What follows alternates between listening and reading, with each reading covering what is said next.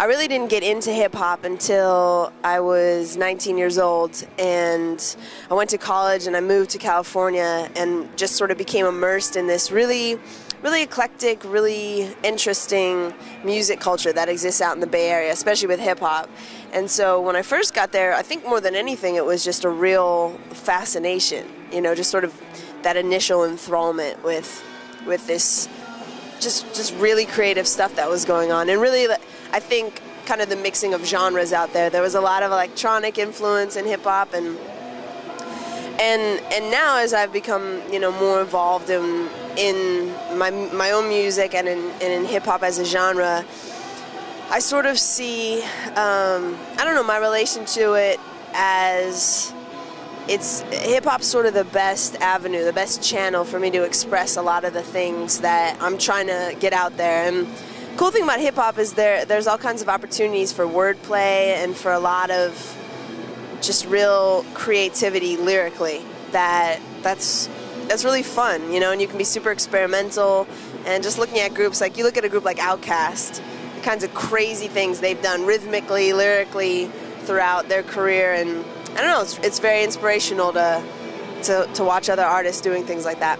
Not to mention Outkast again, but to me they're one of sort of the stalwarts of just that hyper creativity while always maintaining kind of their integrity with stuff. But there's a lot of really cool people out there. I mean, I know a lot of people have been talking about like Odd Future and kind of what's going on with them, but you know, they are doing something really cool, and I think in a very independent DIY, like punk rock way, which is awesome, you know, because I was talking with a friend, like hip hop sort of is like punk rock, you know, it's just like whatever, anything goes, like just super grassroots, and I think more than ever that's sort of the vibe nowadays. The sort of linchpin for me has been live show stuff, live performance. So I've really spent the most of 2010 just on the road as much as possible. And obviously, you know, making music is important and putting that out there to connect with people. But especially for me as a woman and as a solo artist,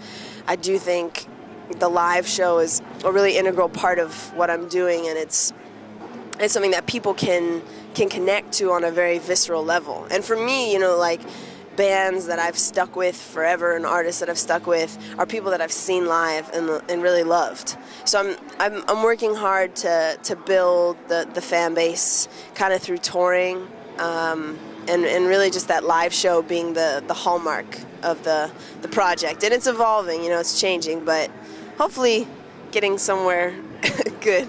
We'll see. To be a woman in hip hop, I think, is really interesting. There's a lot of challenges and barriers, but at the same time, whenever you're a little bit of an outsider, I think it affords you a greater degree of like creativity in a way, because like people expect the worst, you know, they pretty much expect you to suck and be terrible. So, you know, you've got nothing to live up to. You can do whatever you want, and I think having that feeling of being a little bit set apart from the core of the genre or whatever's going on, being on the fringes, for me especially, is great because it allows me to just kind of free myself creatively and really be kind of loose with stuff. I definitely consider myself a producer and a songwriter. I'm getting ready to drop a mixtape at the top of next month, and everything that I've put out is you know, my own production. So, and I think that there aren't a ton of female producers out there, you know, and for whatever reason, but I've met a lot of other women who are doing that stuff, and I think it's really important to be visible in that way and to grow that community, because I think just like anything else, you know, women have a unique perspective for that too, besides lyrical stuff. So yeah, and I'm starting to do a bit of production for other artists as well, so kind of building that as a separate thing. Yeah, it's cool, it's fun, it's a good outlet, you know, when I don't feel like writing lyrics, I can pound away on the keys and make something.